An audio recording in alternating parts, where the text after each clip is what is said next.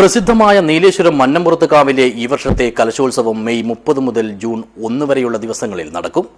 ആയിരങ്ങളെത്തുന്ന പുറത്തെ കലശം 31-നാണ്.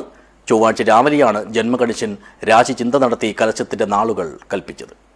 This news sponsored by ഉയർന്ന ഗുണനിലവാരം, തികഞ്ഞ വിശ്വസ്തത, ജനതാ പാൽ.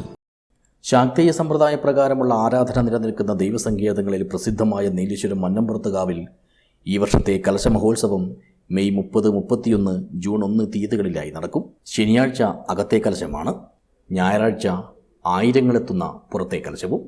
തിങ്കളാഴ്ച മയ്യിൽ വാഴുന്നവരുടെ നേതൃത്വത്തിലുള്ള ശുദ്ധികലശമാണ്.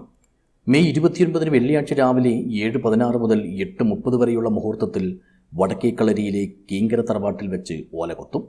ഇതേ ദിവസം വടക്ക് തെക്ക് കളരികളിൽ പൂതക്കാൽ ചടങ്ങും നടക്കും.